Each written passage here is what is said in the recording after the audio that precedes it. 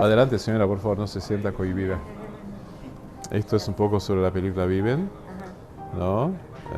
Distintas versiones, el CD grande, como es, el video disc, que en su momento era muy prometedor, el cine Carrasco, que ya no existe más. Esas fueron las primeras entradas que yo fui con mi hija cuando tenía 9 años. Y hoy tengo a mi nieta, hija de ella, de 10. Tú dices 5, 4, 3, 2, 1. El 24 de enero 2024. Mi nombre es Jörg Thomsen. Mi familia Thomsen es un típico apellido danés. Mi familia, digamos, tengo largas raíces en Uruguay. Por ejemplo, este predio, esta construcción, fue de mi tatarabuelo Manuel Bastos, de la ciudad de Amarante, Portugal. Y tenemos el privilegio, sin querer lo estás viendo, que atrás nuestro tenemos lo que fue la tercera construcción más antigua en pie de Montevideo.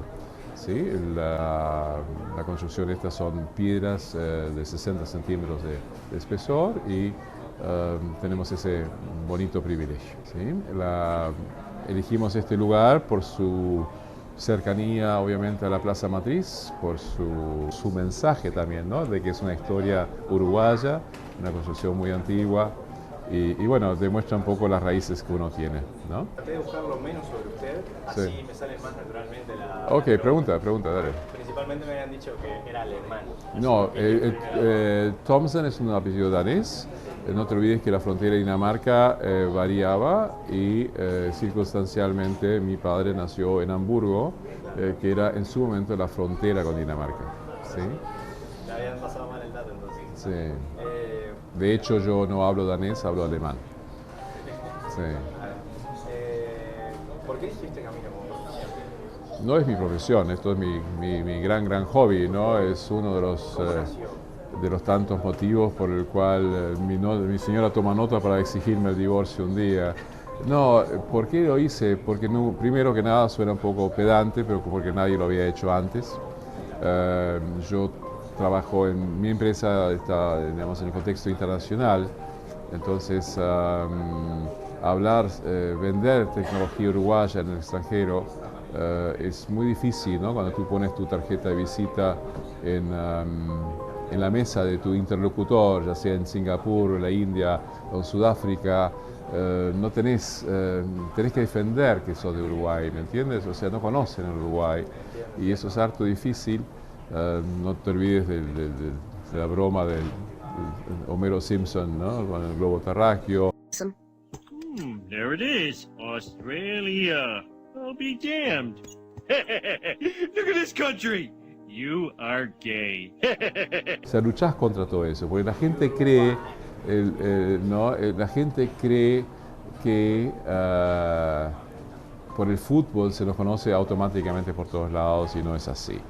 Entonces vi con los años, cuando yo participo en ferias internacionales, los regalos que uno le da a sus visitantes, bueno, cuando ya le regalaste ametistas, plumeros, etc. Y ahí se me prendió la luz de regalarle el libro Viven. Felizmente existen muchos idiomas. Y ahí vi que se generaba un vínculo cliente, proveedor, país. Y yo conversando con los sobrevivientes siempre, che, ¿por qué no hacen un museo? Bueno, pasaron 10 años, 20 años, 30 años y para los 40 años del accidente yo otra vez dije, ¿por qué no hacemos si quieres hacer un museo, hacelo tú? Me lo dijeron dos de ellos. Y bueno, quien avisa no traiciona. Y ahí hicimos una muestra en Tajamar que devino en este museo, que honestamente fue mejorando o creciendo paulatinamente con más y más aportes de los familiares de los que no volvieron. Eso fue muy interesante, muy bueno. Y tal así que hoy por hoy, digamos, nos consideramos como el Museo de los 45 más que de los sobrevivientes. Y una vez abierto el museo, que lo hice inspirado en esa necesidad de posicionamiento de Uruguay, en el concepto de justicia, porque yo siempre, esta historia tú la conociste como Viven, Sociedad de la Nieve, Milagro en los Andes, pero nunca nadie hablaba del otro lado del mostrador. Sabido es que yo en mi vida tuve situaciones paralelas, en el sentido no solo de haber estado a bordo de un avión en llamas, sino también desde que yo tenía 9 años, mi padrino y su esposa se mataron en el accidente de Chile, cerca de Santiago de Chile. Y yo desde los 9 años sé que de un accidente aéreo vuelven 2 bolsas de arpillera, no 2 personas caminando. Entonces hay un poco de empatía con los que quedaron, los familiares, etc. Y eso fue un poco el origen del museo. Y después nos dimos cuenta, porque la pregunta es siempre ¿por qué hice el museo? Y yo diría, hoy me tendrían que preguntar por qué yo no lo he cerrado. Y no lo he cerrado porque este museo, para mucha gente de los que ven aquí hoy día, representa un sustento, representa algo de donde agarrarse, porque ellos mismos tienen su propia montaña en la vida. Entonces, tú te diste cuenta y hay una maqueta de un chico que nació sordo, tuvo un accidente, quedó cuadrapléjico, gracias a que su maestro en Estados Unidos le regaló el libro Alive. Hoy día tiene 40 y tantos años, o sea, dijo que, caramba, si estos chicos lograron salir de esta situación tan adversa, mi vida no puede ser tan difícil. Y tú ves que eso es un poco el denominador común de mucha gente que ve en esta, o traza de esta historia paralelismo, y eso es a diario, no es 1 o 2 o 3, es todos los días. Aeromosas, por ejemplo, que recién visitando el museo hace pocos días, no voy a decir ni la bailarina ni quién era, pero una aeromosa que se le veía mal, se le nota eso a la gente en la cara, y le preguntábamos, bueno, cuéntame cuál es tu dolor en tu vida. Y ella dice, yo participé en un accidente aéreo, fue terrible, esto me trae recuerdos, y empezó a llorar, y bueno, la abrazamos mi secretaria y yo, porque realmente en ese momento uno se siente muy impotente también, y el resto de su tripulación estaba acá arriba en el living, pasando la bomba, alegres y chistes, y yo le digo, y pucha, ¿qué dicen tus compañeros de equipo, de aeromosos y pilotos? Y ella me dice, llorando, en 10 años desde el accidente es la primera vez que yo hablo de este tema. Entonces tú ves que esta historia libera a esa gente de una carga importante, o dispara una resiliencia, o dispara una aceptación de los hechos que de la otra forma hubieran digamos, hecho una especie de duelo ad infinitum. No sé si por siempre, pero digamos, le dimos una metodología de atajo, ¿no? Entonces hay mucha, es polifacética, la historia es polifacética. A ti como Fuerza Aérea te va a interesar la parte técnica, las causas, etcétera, etcétera. A otro le va a interesar la parte de historia, del contexto histórico, la línea de tiempo, por ejemplo, que viste, que te transmite con qué lentitud pasaron digamos, esos 72 días para los... Una connotación buena, me gustó el marketing que hicieron con las calorías, desde las escaleras hasta la comida. Claro, porque la gente no conoce, el público normal de este museo, ahora con la película un poco disparó la componente uruguaya. Realmente, digamos, teníamos un 3 a 4% uruguayos como visitantes, el 96 o 95% eran extranjeros, dominantemente Brasil por cercanía, pero digamos Estados Unidos, Canadá, Alemania, Suecia, Dinamarca, Finlandia, Suiza, países que conocen lo que es nieve y lo que conocen lo que es montañas, ¿no? Entonces ellos valoran más lo que ellos hicieron y ellos pasaron, que alguien que lo más bajo que vivió fue quizás una noche de helada a menos 3 grados, ¿no? Eso es un poco el resumen, ¿no? O sea, cuéntame. No, al contrario, ¿alguna cosa más que te...? Me respondió todo. Sí. A medida que habló, era parte de su vida que le había interesado, qué lo atraía a la aviación. Yo al no buscar información... Siempre me atrajo la aviación. Lamentablemente cuando yo tenía tu edad, hacer el brevet de piloto era muy caro y no había mucha...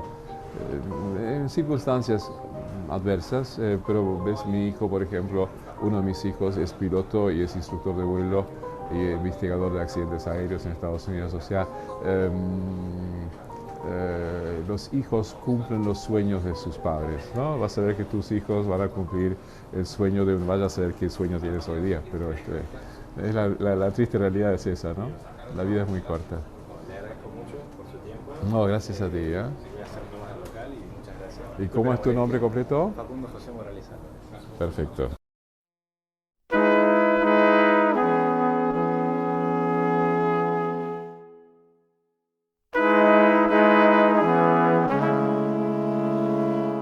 En definitiva, el museo no lo conocía, sí busqué imágenes por internet, sí me vi las películas, sí vi algunos documentales, sí me vi el podcast de Giorgio de Wild Project, pero cuando se presentó en la oficina del señor Thompson, no sé si lo estoy pronunciando bien, soy latino, no me culpen, me pareció una persona bastante amable, se me hizo muy elocuente, digo, ¿qué carajo? O sea, ahora sí sé porque le entrevisté y le hice las preguntas concretas de qué fue de su vida y por qué ese vínculo con Uruguay. Porque cuando leí una persona europea, ¿por qué vendría a Uruguay? ¿Por qué elegiría hacer el museo? ¿Qué le llamó la atención? Y me di cuenta que lo vio de una manera de un nicho, un hobby, un pasatiempo, que nadie lo quería explotar. Y aprovechó él y lo explotó, porque hay gente, realmente sí hay gente en el mundo. Yo cuando escuché el podcast vi que fue a dar charlas en un montón de países. Y bueno, realmente la entrada es muy accesible. Hay épocas del año que te hacen 2x1, te sale la mitad de precio, o sea, son... Yo les convierto lo que serían 300 pesos en dólares. Es muy barato, o sea, los accesorios que hay para comprar, para contribuir también con el museo, también son baratos. No hay exageradamente precios altos. Lo hice y la verdad es una experiencia muy linda porque el personal de ahí es bastante amable, bastante atento con el tema de todas situaciones y para proporcionarte información. Obviamente el gurú de la información es el señor Thompson, y sabe muchísimo y le encanta meterse en el tumulto de gente y estarles explicando cosas. Lo vi, se le notó en la cara que le agradaba y como que está en su salsa, en su esencia cuando está ahí en el museo.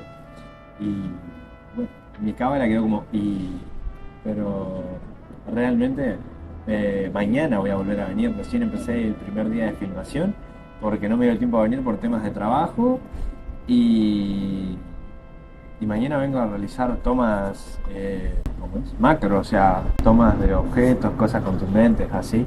Está muy bueno, la verdad, tiene muchísimo para mirar, muchísimo para leer. Y yo que vine a hacer una entrevista me quedé con ganas de volver, así que mañana ya voy a estar de vuelta. Y lo hice totalmente de manera improvisada. Formulé 3 preguntas que me anoté en WhatsApp y poco más. Bastante bien se le dio el hincapié para él explayarse sobre su vida, sobre sus cosas, sobre los motivos.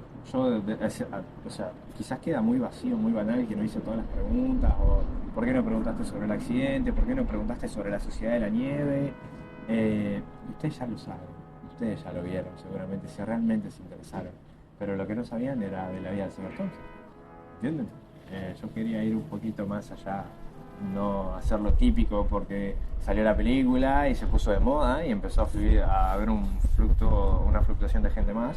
Yo me interesó la persona cuando lo conocí a él, que apareció en mi oficina. Había un museo del accidente. Digo, ¿por qué no lo conocía? Y todo fue antes de que saliera la película de la Sociedad de la Nieve. Y llegué un poco tarde porque cuando coordinamos hacer una entrevista muchísimo antes de que saliera la película y todo, yo estaba de licencia, él estaba de licencia, él se iba de viaje al exterior, yo me iba a trabajar. Entonces no se pudo coordinar antes y quedó como una garrafama de la Sociedad de la Nieve, pero no me interesa. La película también está muy buena, por supuesto. Ya sea Live, Viven, los libros. No soy de lectura, no te voy a mentir. La gente misma los recomienda. Las películas sí, y más sobre todo la nueva de la Sociedad de la Nieve a nivel gráfico. Me encantó a nivel gráfico. Si hablo spoileo, pero desde fracturas, heridas, frustraciones, todo lo que es cine, sí. Y No sirve más, mi opinión, en realidad simplemente me quería grabar hablando con la cámara, así aprendí a perder el miedo poco a poco. Y ya está, espero que les haya gustado. Espero volver a tener tiempo para seguir haciendo cosas, más entrevistas a gente que conozca, salir a la calle a ver la realidad de las cosas, no quedarme en mi mundo. Pero hay que trabajar y estudiar, así que si llegaste hasta esta parte del video te agradezco, si te apetece compartir, dejar un comentario, lo agradezco mucho y sé que fluctúo muy poco en las redes, pero por suerte pude tener un montón de diálogo con gente de México, con gente de México que es comentarios del video de escultura o pobreza y de Beto y bastante. Porque no era solo con gente uruguaya y me gusta extenderme un poquito más, aunque sea México. Voy a terminar por acá y gracias por ver esta entrevista.